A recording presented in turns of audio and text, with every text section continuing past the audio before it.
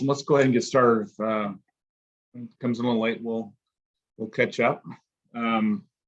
Welcome everybody. Welcome to our town hall. My name is Al Dant. I'm a partner in Exit Advisors. We're joined today by Casey Bright and John Maneri, also with Exit Advisors. Just a little bit about Exit Advisors. We're a small M&A firm in Houston. We work with clients kind of in the lower middle market, mostly $5 to $50 million or so in value, typically privately held, family-run businesses. Our partners in an ownership team work with a wide variety of clients. A really big value proposition is to get companies prepared, help them to understand exit strategies and exit options. There's a lot more than just than one exit option at the end. So we work with our clients, try to work with them ahead of time to prepare the company, understand the best direction, try to maximize value. We really look at this kind of like getting ready to sell a house. I sold my house after 28 years in Sugar Land last month.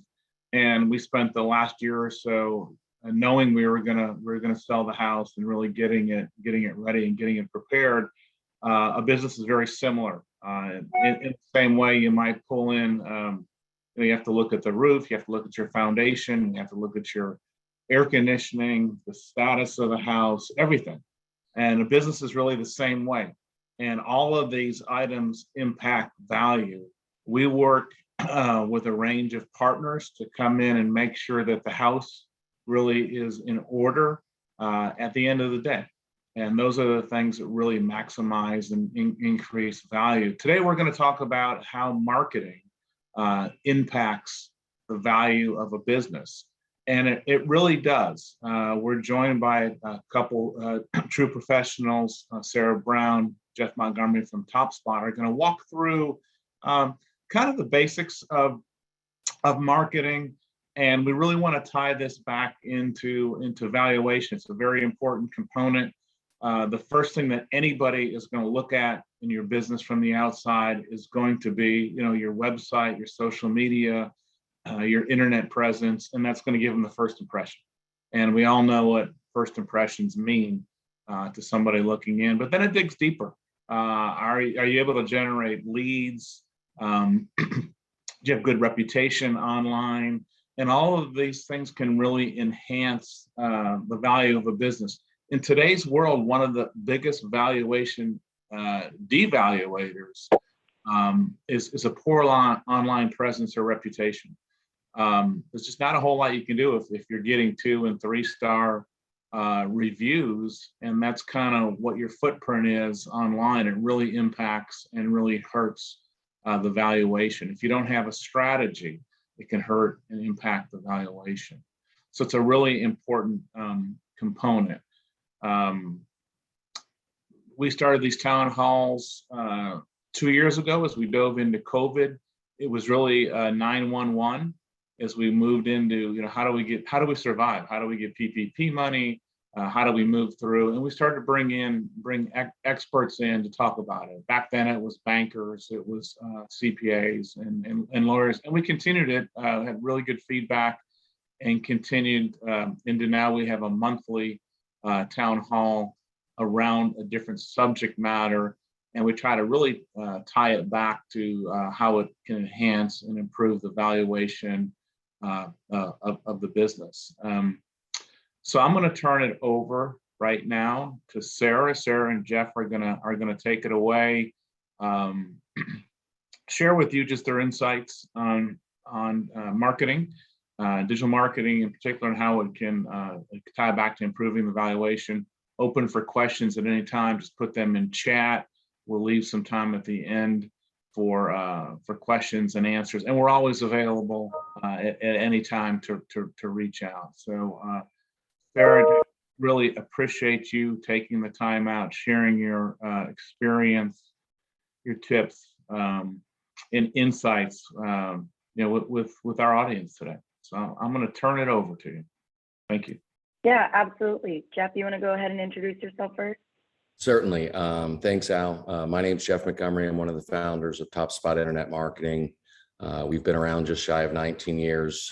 We've got about 120 employees. We've got about 900 clients. I actually started my internet marketing career working for a print directory back in the day called Thomas Register of American Manufacturers, working with industrial manufacturers and distributors. And shortly after that, we decided to start our own marketing firm where we could help clients with not just a Thomas Register or Thomas Net, but also help them with any of the advertising mediums that we could help them with. Ms. Sarah? Yeah.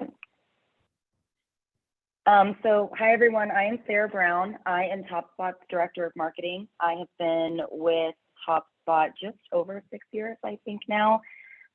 Started as an SEO specialist, really working kind of in the back end of websites, and then went on to lead a few teams, and recently just stepped into the Director of Marketing role in January. So very excited to be here. Just looking at the agenda, we first want to talk through, what are the fundamentals of digital marketing. We want to make sure that we're informing everyone to all the outlets that they can, get that digital exposure. It's not just your website. It's not just social media. And depending on what industry you're in, it's really going to differ where you might find success. So just walking through the different channels of digital marketing is where we will start. And then the meat of the presentation is going to be these 3 key points that we have listed. So how does digital marketing impact the value of your business? Number 1, it creates exposure for your business, your website, your other digital channels like your social media channels. Secondly, it impacts the user experience and the conversions or lead generation that your site brings in. And then third, your digital marketing program and strategy provides data. So you're able to not only see that your digital marketing initiatives are working, but you're also able to analyze that data and pivot if you need to. And this is very different than traditional marketing data that comes through. It's definitely not as robust as digital marketing programs. So just kind of elaborating on these points a little bit more, like Al mentioned, businesses are often first found online. You often gain that exposure through your website, through a search engine, through a social media channel. So exposure is really the first piece. You have to be found. Second piece is going to be user experience. So we all are consumers ourselves. We know that if we have a poor experience, there's probably 10, 15, 20 other businesses that do what we're looking for. I'm in the Galleria area right now. If I'm trying to order food online for lunch and a site's taking too long, I can get it from 10 other places. So the experience really, really matters when it comes to your digital marketing channels. You need to create a positive experience for users. And ultimately, the goal is to drive leads or new business opportunities through that positive experience. And then the last piece is that data piece that I mentioned. So unlike the traditional channels, a TV ad or a billboard that you see on 610, you can gather performance data. Where are people coming from that visit your website or your social channels? Some demographic information. How long are they engaging with your different channels? What device are they on? We all have, mobile devices in our pocket now, basically handheld computers. So all of this matters when it comes to your data. So just going into the first piece, when looking at types of digital marketing, this is just an outline of where you might be able to gain that initial exposure. So the first 2 channels I have listed are going to be paid search and SEO. This is what you see in search engines. So we all use, Google, Bing, Microsoft Edge. There are a bunch out there. We all are searching for different things, whether that's information, directions, or to make a transaction. So 2 of the main areas where you can gain digital exposure are going to be through paid ads, which is a pay to play game. Say that 3 times fast. but that's where you are paying for top placement in a search engine. Really, cost is one of the first questions that we get when it comes to how much is something like this going to cost me. Cost can be a broad range. So we work primarily with industrial and B2B companies.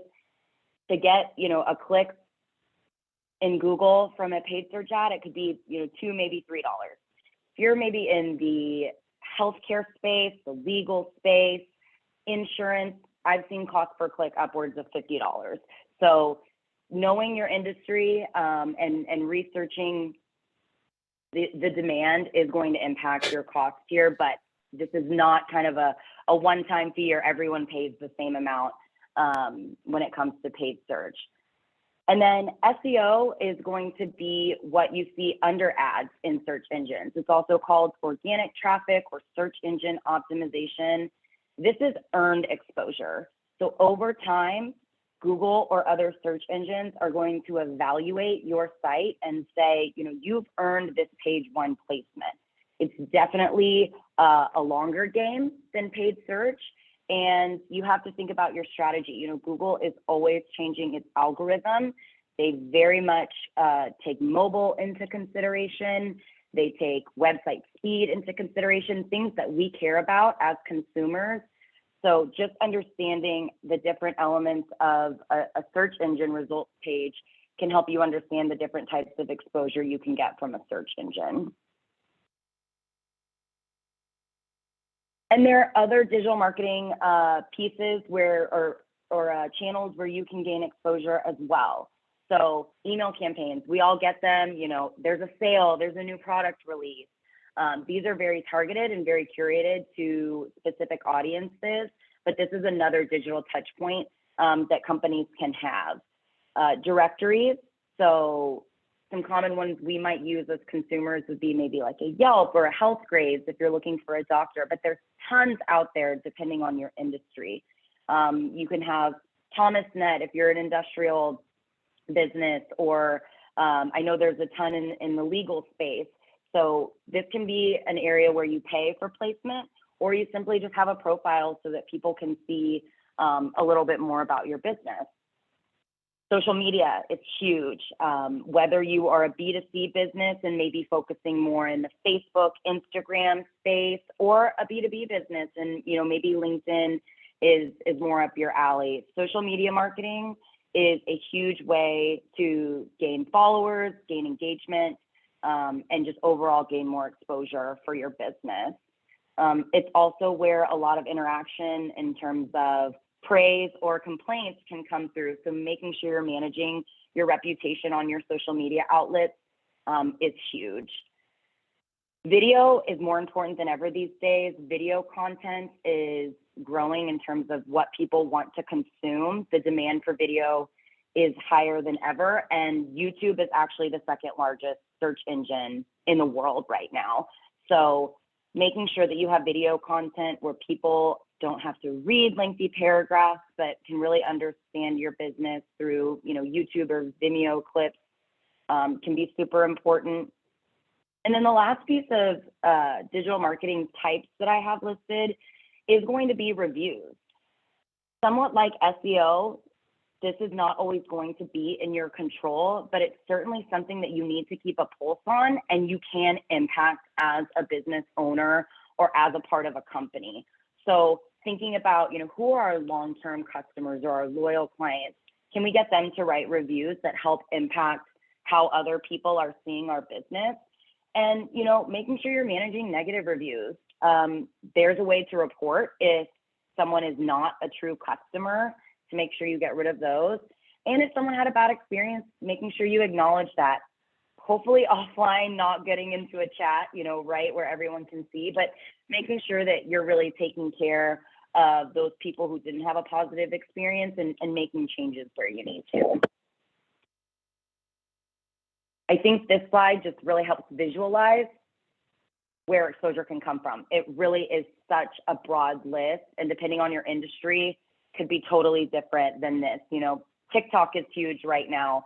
For us, we know that we're probably not going to get a lead, an industrial lead from TikTok, but if you're a B2C business, beauty or restaurants, anything like that, they do extremely well in spaces like this. So I think just understanding how broad the list of sources for digital exposure can be really helps you hone in on where your audience might be.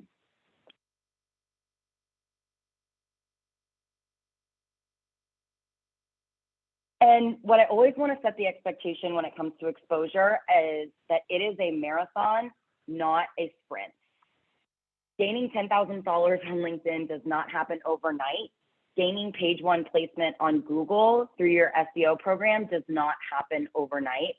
You have to really do your due diligence in understanding your audience, listening to your customers, and figuring out where they consume their content. It's very much about testing and measuring, which we will go into when we talk about that third pillar, that data piece. So business exposure through any digital channel, it does happen over time, but if you play the long game, you should expect to see an increase in search engine rankings, an increase in website traffic, an increase in leads, online reviews, and social media followers and engagement. So just definitely want to set that expectation there.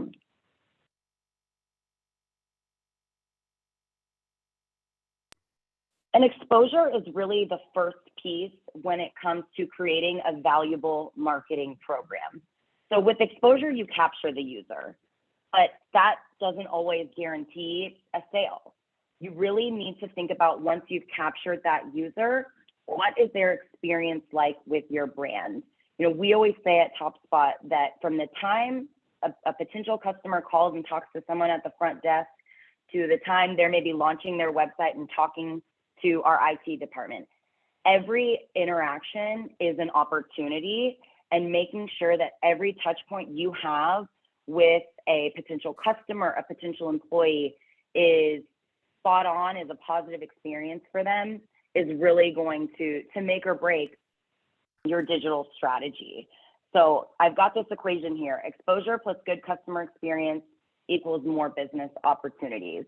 I have a screenshot of one of our case studies that just shows the evolution of a program that had this business started with no way to reach out on their website, no way to rank in the search engines. And through building them a new site, them being intentional with their SEO program and their user experience, they've seen month over month increase in their form submissions, new business opportunities. So the right strategy really can change the trajectory of your business and bring in those valuable opportunities to your site. So I'm going to take a pause there. Jeff, I know you've worked with hundreds of businesses. This is just one, but if you have any commentary here. Yeah, I mean, just to summarize for my, what, I see that you've presented from my perspective is, guys, there are a lot of different channels that you can choose from. And it's really a fishing expedition if you think about it. I mean, should we be in Google, or should we be in Bing, or should we be in this register, Thomas Register, or, Health Grades if you're a doctor, or Yelp? There are a lot of choices and a lot of places to potentially focus your resources. And our resources are limited, both time and money. So what we're encouraging is that you go out and look at the different opportunities that are presented to you, figure out strategically where you think your client base would be coming from, where you think your audience would be coming from, and then think through, how you want to implement a strategy. There was a great question that we're going to address a little bit later about social media and how do I use that tool to go after, whether it's ages or things that nature. And there's a lot of really good ways of going at it. And we'll talk about that momentarily, but yeah, I mean, this is one example. You can certainly go to our website and there's tons of case studies, but the reality of it is relatively simple. If you increase your exposure and the number of people coming into your website, and you give them a good user experience, the reality is they're going to want to reach out. They're going to want to talk to you about the offer, how you can help them. Most clients' businesses are about, and I don't demean our business when I say about as fun as ours, but when people are looking for search engine optimization Houston, most of them have a need. There's a subset of them that are trying to get educated and learn about it and things of that nature, but there's a much larger portion of them that are really looking for a vendor and trying to find that help.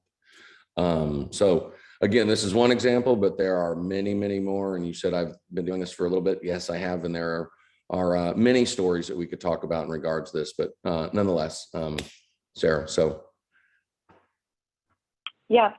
And Casey, I know we did have a question come through prior to the meeting today with regard to social media. Jeff just mentioned it. So we can answer that now. I think it's a good time. Yeah, let me, I've got the question here. I think this is from Diana, who's in the attendee list, I see. She was asking for a specific focus in terms of social media, what works with the target audience? And I think that is in relation to the demographic, so age, gender, etc. Yeah, so I'm going to give the maybe an annoying answer of it depends. And really it's going to depend on your industry. So, and where your target audience consumes content. So going back to, our business, we primarily work with industrial and B2B clients. I can tell you pretty much without a shadow of a doubt that no one's going to buy $1 million piece of equipment on Facebook. LinkedIn potentially is where we could start to gain some social media exposure, but understanding your industry and where your audience is going to consume content is definitely where I would start. So if you've got a younger audience, and depending on your industry, potentially if it's B2C or a consumable product, I would think, Instagram and TikTok are going to be where people are at, versus, Facebook and LinkedIn. They have a little bit older of a demographic. LinkedIn is a little bit more professional, a little bit more B2B related. So my email is going to go out after this, and I would love to get on the phone and kind of talk through your specific need. But with social media, it really just depends on who you are targeting, and different social media sources have different settings. So in LinkedIn, you can target someone by their job title, where on Facebook, my job title isn't listed. So you could target that I'm a female and my age and my location, but that's a different demographic than I have listed on LinkedIn, which means I can be captured in different groups based on different outlets. So think about that too. There's different settings that you can add to your targeting based on the social media platform that you're in.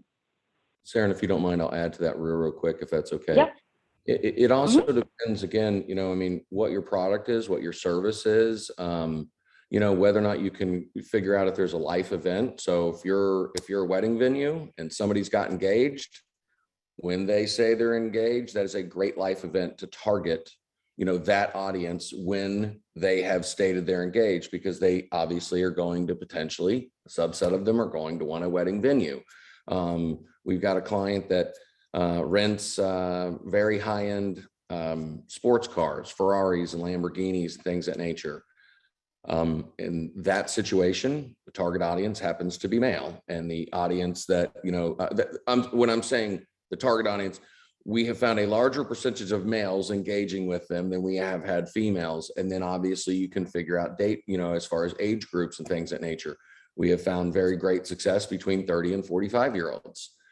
So again, it just really depends on what your product is, what your service is, and thinking through who your audience would be in the most applicable place. And then also you got to figure out what bait do you want to use in regards to how to get them to engage with you, whether it's a static, ad, if you will, whether it's a video. There's just a lot that goes into that question. Great question.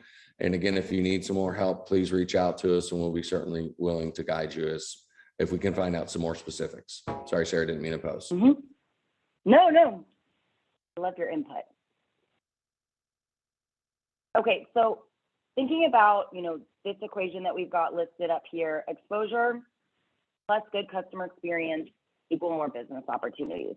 So want to dive into the second pillar, which is user experience and lead generation. So you've captured the user online through the different exposure channels that we listed. Once you capture them online, their experience matters. We are all consumers. And again, we've had poor experiences. With competition being higher than ever, and many markets are saturated. If people don't have a good experience, they will leave. They will go to the next listing in Google. They will look up another restaurant on Yelp.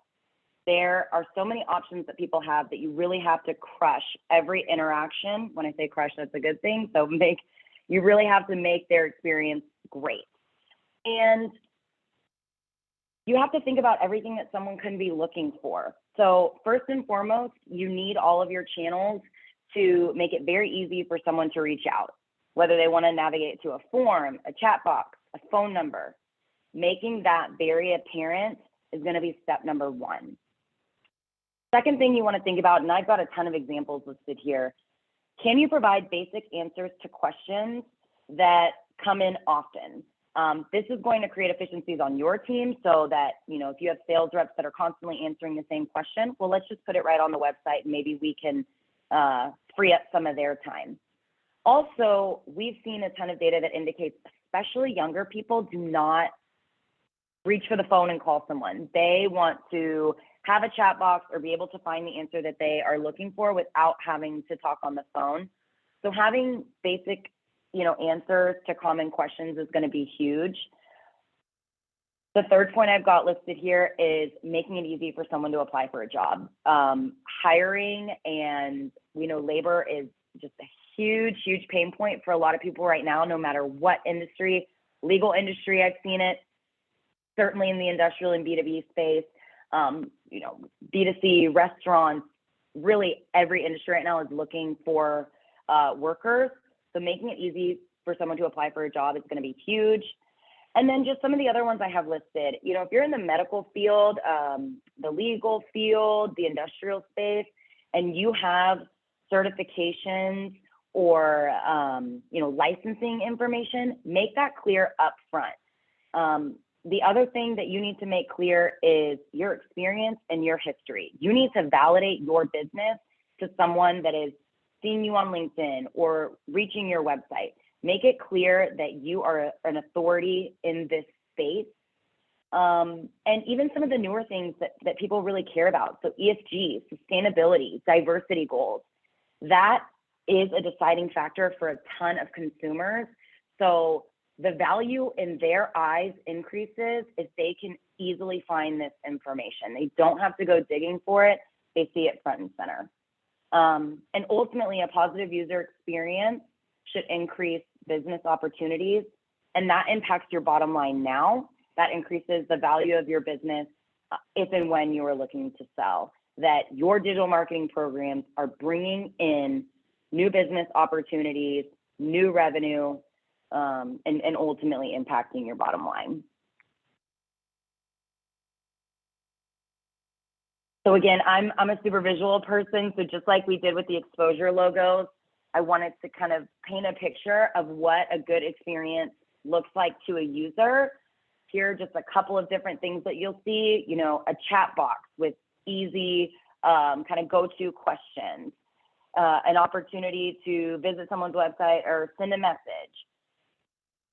Easily found reviews in your online reputation can make or break whether someone reaches out. If you see some, restaurant that has a 2.5 on Yelp, are you really going to go to that? So thinking about how people are seeing your testimonials and your reviews is going to be huge. Exit advisors, I've got y'all's LinkedIn right here, just making sure people can easily visit your website and reach out. And then I've got our main navigation of our site. People easily can contact, they can search, they can call, or they can see our case studies and see our experience. It's all right there. So thinking about a user's experience is going to be huge when you're thinking about how to generate leads, what to do with all the exposure you've gained. 10,000 visitors to your site does not mean anything if people don't reach out and want to work with you. So user experience and lead gen is going to be that second pillar when looking at the value of your digital marketing programs. Casey, any other questions before we hop into the third piece? Nope, keep on going, Sarah. Okay, awesome. So the third piece of your digital marketing programs and really rounding this all out is going to be your data. So you've gotten exposure through your channels, your brand has exposure, your website has traffic, you're providing a great user experience, you're generating leads, you're generating new customers. From all of that, you are able to collect data. So data is an invaluable asset for two reasons. I mentioned these earlier, but I just want to reiterate them. It's going to allow you to see the proof of your efforts, seeing that they're working, seeing that you're generating traffic and generating leads. And it also allows you to say, we have all this information and it's really showing that it's not working as well as we want. What can we do to pivot? What can we change in our strategy to increase those leads, to increase that user experience? So when it comes to data, depending on where you're running your digital marketing programs, there are a ton of places that you can source your data. If you're running ads on LinkedIn, if you're running, Facebook program, a paid search program, all of your channels will have a reporting platform. I always recommend starting in Google Analytics because it can aggregate some of that data for you. It's not going to give a fully holistic view, but it will allow you to say, hey, we got X amount of traffic and leads from our email campaign, we got Y amount of traffic from our LinkedIn, and we got Z from Twitter. So it does aggregate your data in one place. So I always recommend starting with Google Analytics. It is a fairly easy install if you use it kind of in its out-of-the-box form. So it's really just a piece of code that's inserted into the back of your website that will start to collect traffic information, so where users are coming from to get to your website. It'll start to collect information on where users are coming from down to the city level, show you what device people are on. It does take some customization to really pull all the data out that you can. So I always recommend, whether you have someone managing your analytics that's in-house or a marketing firm, asking them if they have custom features set up so that you can track your forms, or if someone clicks the phone number on your site and calls, if they download something. That's not part of the out-of-the-box analytics feature. So, but it is doable within the platform. But just knowing what Google Analytics is capable of, I always recommend starting here when it comes to pulling data. And I know we did get a question prior to the event today that was, what is kind of the best platform to use for sourcing all of your data? There is not going to be one. It really just depends on where you are running your programs, what platforms, as to where data is best pulled. But again, I do recommend starting with analytics. And the other thing to think about is if your company has a CRM where all of your business opportunities populate, that can be another outlet. So you're not maybe running anything in your CRM. It's not running any campaigns for you, but you can see, hey, LinkedIn generated this new business opportunity. I can see that in my CRM source data. So just wanted to call that out. And like I mentioned, there are a ton of different data sources. These are just two examples, but wherever you're running programs, YouTube, LinkedIn, Google Ads, Google Search Console, anywhere should have a data platform for you to see. So making sure that you're tracking your performance in those specific platforms is going to be huge. This is just LinkedIn and email campaign performance metrics.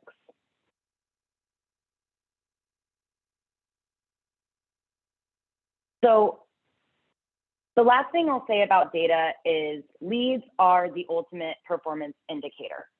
Like I mentioned before, 1,000 or 10,000 website visitors doesn't do you any good if they are not finding what they're looking for and reaching out. You're getting that contact information. You're able to run them through your sales cycle, whether that's a short one and they get to your site and find what they're looking for and enter their credit card and purchase, or a long sales cycle where you are selling $1 million piece of equipment and your sales cycle takes a year. Tracking that along the way from start to finish is huge when it comes to determining your performance. So I've just got two kind of examples listed to the left of how we track performance. The first is going to be someone requesting a product through a form and us being able to go back to our client and say, did this turn into a sale? So really tracking from start to finish. And then phone calls. A lot of people will purchase things over the phone now, or at least ask for information on the phone. So making sure that you're keeping track of performance, no matter where leads are coming through, whether it's forms or phone calls or online purchases, it is really important to consider. So just to reiterate, unlike traditional marketing, print ads or billboards, digital marketing programs allow you to collect so much data. They give you an inside look into your user's mind, into their experience, and data allows you to report and act. So it allows you to pivot if things aren't working, if you're not seeing those leads come through that are increasing your revenue, or it allows you to replicate, say, hey, we're spending $5,000 a month in Google Ads, but it's bringing in 10x. Should we replicate and maybe add more budget to this? So data really allows you to report on performance. It's the proof in the pudding, but it's that second piece where it also allows you to pivot if you need to. Hey, Sarah, if you don't mind to add on to that real quick. So guys, the call tracking tool that a couple of them out there, just if you want to write this down, there's one called Marchex. There's another one called CallRail. We've used both of those. Just so that you're clear and understanding this, what it allows you to do is actually track each advertising medium and map back, this call came from Facebook, or this call came from an ad, on Google, or this call came from a directory. It just enables you to really get very, very granular and finite in regards to understanding what is the true return that you're spending. So if you're spending money in medium X and medium Y, what's the traffic look like? That's one thing that people should look at, yes, but also what are the calls like? Are we getting quality opportunities? And then are those quality opportunities leading to actually POs or opportunities where you're actually closing that business as well? Again, I don't want to, didn't want to impose, but I just wanted to give you guys clarity that that's how granular it gets. It can map it back to the actual advertising campaign so that you can really work on using your resources more efficiently. Yeah. And I mean, that goes for even offline channels too, where you can track your calls. So events are starting back up. You have print outs that you're handing out at events, or business cards. I mean, just anything, you can track those phone calls and see if they turn into new business. So thank you, Jeff, for elaborating there. No worries. So we've gone over kind of the three key elements of how a digital marketing program can bring value over time to your business. So this just kind of gives a little bit, ties it all together. Everyone starts somewhere. We know that resources are finite. It is not to say that you are going to go into every single channel we've mentioned and advertise or start a program tomorrow. But no matter where you start, you are starting to gain exposure. And as long as you're focusing on that experience that can help drive leads and sales and collect data, you are doing something right. Your marketing program is gaining value and is an asset to your business now and when you sell. You've gotten followers, you've gotten emails for an email campaign, you've gotten website visitors, you've gotten page 1 rankings, you've gotten new business, you've increased your revenue, and it is an asset when you sell. You've got lists, from all of your data that are really going to support showing that something that you've put money and resources into over time has value, and that value has increased over time. So kind of in summary, I want us all to put ourselves back into the consumer's shoes. We've all had good experiences and bad experiences as consumers online. So first and foremost, you want your company to be found as many places as possible. within your resources. We know that these are not unlimited. Once you're found, you need to give users an incredible experience to drive new opportunities. The value of your business in their mind is going to go up, and the value of your business in terms of revenue dollars has the potential to increase. And then you need to track all of your efforts so that you know how much things are, how much programs are bringing in, and also where you need to pivot, where maybe dollars are not being well spent, so that you can reallocate funds and really figure out where time and dollars should go. So 3 components above are kind of our recipe for success. Jeff, I want to let you have your closing remarks. Again, you've been in this business much longer than I have, but just kind of summarizing the value of a digital marketing campaign. Sure. I mean, so, I always tell people this is not rocket science. I mean, it's relatively, when you think about theoretically, you want to have people finding you on the web. I mean, especially with the onset of COVID, and again, with trade shows stopping and things that, and again, we stopped all of these, we weren't traveling as much, things that nature. So, people are going more and more to the web and finding these resources. But prior to that, they were going more and more to the web. I mean, you talk about, I've got a computer in my pocket, so do my kids, and they're much younger than me, and they know how to use it a lot better than I do. You want to be found when people are looking. You want to give them a good user experience. And again, I mean, when you think about user experience, I mean, I just said, we're not going to people's offices like we used to, at least in our industry. I mean, we love taking our, going out and visiting with clients, but it's just not, it's not as easy as it used to, or maybe it's changed to where it's not that's not what we're going to be doing as often because of COVID or whatnot. What I will say is, great. Well, do you have a video of, your facility where they can go in, they can see it, an introduction to your business where they can talk about what makes you different and things of that nature? Because not everybody just wants to sit and read reviews, things of that nature. They all add up. As far as tracking, yes, you want to track all of your efforts. Somebody in the chat, it was called CallRail and Marchex were the 2 that I gave in regards to tracking phone calls. There are some other tools in regards to tracking your online leads. So again, with Google Analytics, it says, hey, you had another lead, but it doesn't tell you what the meat of the lead was. We actually built our own tool, and I'm not here to sell you our tool. I'm just saying we built our own tool because we found it deficient in the marketplace. So we built something that would called Loop Analytics, and we could certainly, if you want to reach out, we can give you some guidance, but HubSpot's another one. Really data and making really good decisions. I mean, at the end of the day, I use the analogy of fishing. We want to go, if you think that the internet is the place where you want to go fish for opportunities, fish for clients, you got to figure out how you're going to use your money and use it as efficiently as possible. And you got to understand the data so that you can really get behind this. I mean, I ask clients all the time, would you spend $1 million to make 10 million? The answer is absolutely. Do you want to spend $1 million today? I've yet to find a client that said yes at this point. You really got to think about it's a marathon. If you're going to run a marathon, we got to train a little bit first. We got to crawl, we got to walk, we got to get around the track once, before we got to worry about 104 times as far as getting around the track for 26.2 miles. The one thing I'll say, the precipice of this discussion was, does my website provide value in regards to the sale of my business? So I want you to just think about this very, very quickly. So first off, if this is giving you opportunities into your business, you're creating revenue, creating profitability, and John and Casey and Al are going to talk to you about, let's get you 3X, let's get you 10X. Bear with me, guys. I'm not trying to do what you guys do for a living, but if you've created obviously revenue and profitability, that's going to impact your sales price.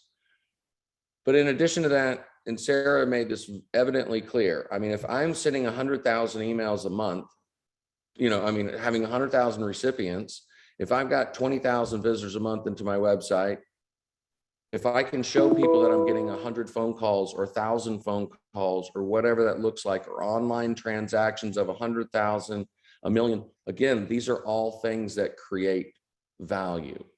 If you have a really, really negative presentation of information on the web, that, as Al said in the beginning, that's going to take value away from you. If everybody that talks about you talks poorly, the buyer that's buying that is going to recognize that that's going to be problematic. But the other thing is, if everybody's talking poorly about you, it's going to hinder your ability to grow your business right now, which is going to minimize your 3X, your 5X, your 10X that you're going to get, because people don't want to do business with people that don't have a good reputation. I'm sorry. That's, again, I'll go to Amazon myself, and if there's somebody that's got 1 million reviews at a 4.8 and somebody that's got, 1 million reviews at a 2.5, even though the 2.5 can be cheaper, I am going to buy from the 4.8 because I know I'm going to receive. Again, it's just something to consider. So we've actually given you guys some resources that if you guys would like, instead of taking our word for it, there's some resources that we wanted to provide you guys so that you guys can go and look at it. There was an article that we wrote, but there's an article on Forbes and SEMrush and things of that nature that really dives in from different perspectives. But keep in mind, guys, it's the internet. You can go on and Google, does my website, does a good website or marketing create more value to my business in the sale, and see what you're going to see. There are lots of articles that will absolutely say, yes, this is going to help you. The other thing is, different individuals on this call, you may have agencies, you may be doing this on your own, DIY, that's okay. Look, there's some tools that we wanted to reference so that we could show you, hey, these are some great tools to at least allow you to start analyzing what is going on with your website, be it Moz, SEMrush. There was a great, from our perspective, we had a methodology in regards to Be Smart, which is how we help industrial manufacturers and distributors help thinking about how they want to be found, B as in brand, S as in size, shape, SKU, material, application, et cetera. But you can kind of look through that. There's just a lot of information here, guys. Again, we are so grateful for your time. Obviously, we went very, very quick over a very, very broad presentation.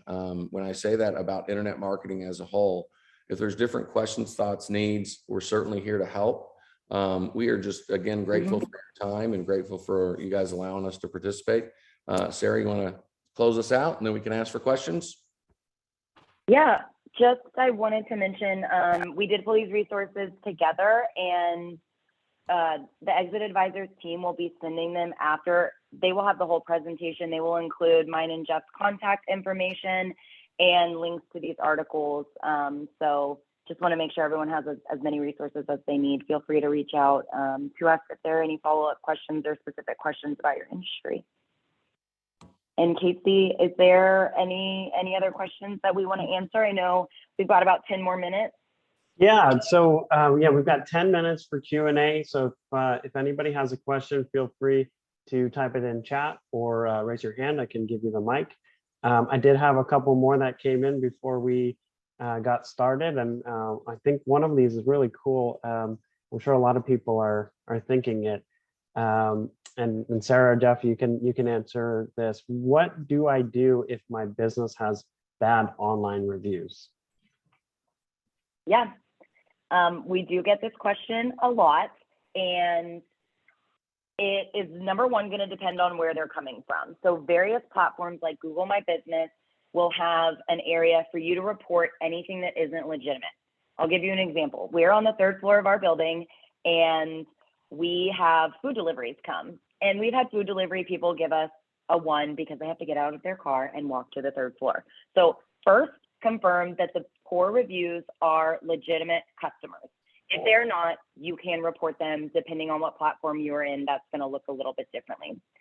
The second thing I would do is respond in a public place with a way for someone to reach out to you privately. So, say, we are so sorry you had this experience. Please reach out to marketing@topspot.com. We'd love to discuss this with you further. That's going to show publicly that you take these reviews very seriously and that you are doing your best to alleviate. Do not respond and get into any sort of other engagement or defense on a public platform. So just making sure that you are addressing it, and then people can see that you don't have negative reviews that haven't been responded to. The other thing is that most of the review sites are going to aggregate all the reviews into a score.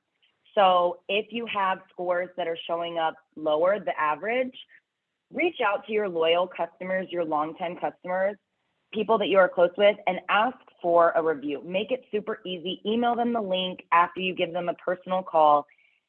Help balance that out. we've probably all been in a scenario where we have had a bad experience, and people are much more likely to go and write about a bad experience than a good one. You know, I've had fabulous meals, but if I have a bad meal, I'm, 1 out of every 10 times, I'm probably way more likely to go in and write that on Yelp than even the fantastic experience that I had. So use your network, address things where you need to, make changes internally where you need to, but also rely on your loyal customers and your longtime customers to help increase that average. Go ahead, Jeff. In addition to that, make it part of your process. I mean, again, because what we're talking about right now, a bad review just came in, or I've got 3 of them. How do I handle them?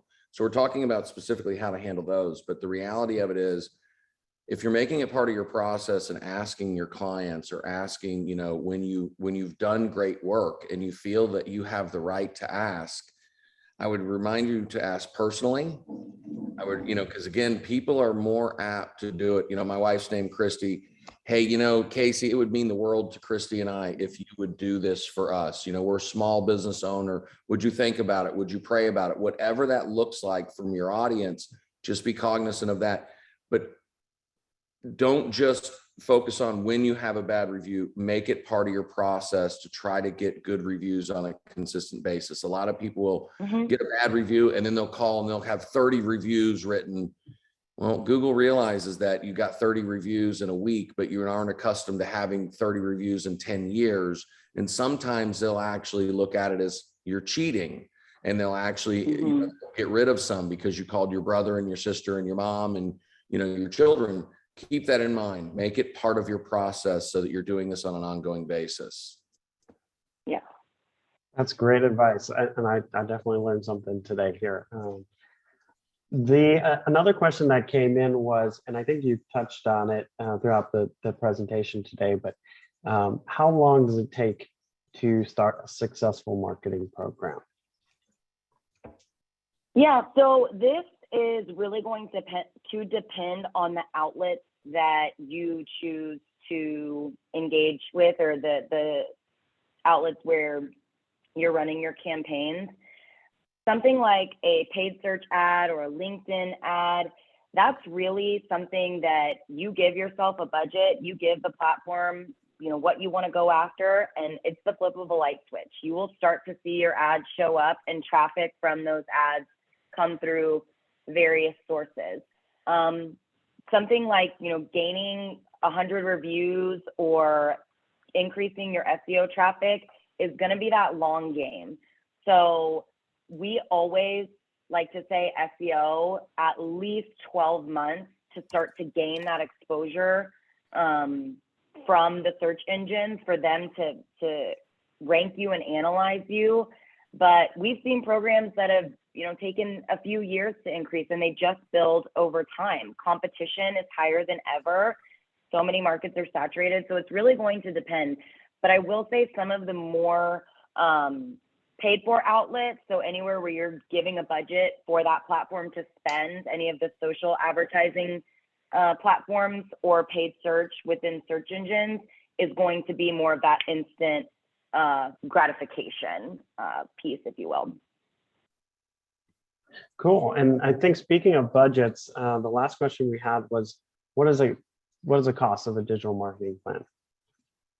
Yeah. So again, going to depend on where you're advertising or where you're strategizing, and it's going to depend on your industry. So I mentioned, I've seen insurance and legal keywords upwards of $50 a click. So if you give your budget $100 a day, and you run 30 days a month, so you have a $3,000 budget, that really could potentially be only 2 clicks. So there are some tools, and I can send these over with the additional resources where you can kind of understand how much your industry might cost to play in. And just thinking about that, because we're in the industrial and B2B space, and someone searching for 303 stainless steel bar, the volume's going to be a lot lower than maybe someone looking for a doctor near me. And so the cost is going to be lower. That's going to be around, $2, maybe $3 a click. So that is definitely going to depend on the platform and your industry, but there's definitely some resources we can provide to help answer that. Great. Well, we're almost time. Jeff, Al, John, Sarah, any kind of final thoughts, parting thoughts for our audience? For me, I just again say thank you for your time. Thank you guys. Absolutely. Having us. Sorry, I'm not trying to overtalk. Thank you guys for having us. We're grateful. And if you guys need anything, please reach out. Sorry, didn't mean to overspeak Yeah. somebody. Thank you, Jeff and No, Sarah. ditto on that, Great job Jeff. today. Yeah, I'd like to reciprocate that, Jeff, sir. Just thank you very much for sharing your expertise, your knowledge. And I guess to wrap this up, I would say that the importance to tie all this back to valuation, improving the value of your company. Certainly you've got external facing, right? I mean, how do you look out there on the web? That's the first impression that somebody is going to have. It's your reviews, it's your online presence, it's your LinkedIn, it's all of that. So it's critical. But then behind the scenes, right, the data that you're tracking, do you have a process? Do you have a system? Do you have a strategy? You're going to get if you go through an exit process, if you go through to raise capital or anything, this is going to get evaluated. What's your strategy? How do you do it? How do you track it? A really good example that we have, and a friend of mine that helped through the process, he had incredible data. He naturally did it as an engineer, but he wanted to know where all of his leads came from. He did it from the very beginning when they were sales reps going out there, and he continued with digital marketing as he got into it. And he had this funnel, and he was in the kind of light construction business. So typically they have very low valuation multiples because you're only as good as your next job. But he could go back through all these years of history of where these leads came from, how many came in off the internet, how many converted, and it gave a lot of confidence to the prospective acquirers, and they paid a premium for the company because of that. And it wasn't dependent upon him. So, how you track this stuff, track it. And, I guess in the words of another famous brand, just do it. You really have to pay attention to it. And as soon as you start getting negative reviews coming in, man, it's really important, not just from masking it, but from understanding why. Because it could be an indication into your operations and customer service and everything. So pay attention to this stuff. And again, at the end of the day, when it comes time to exit and go through, it's going to get scrutinized.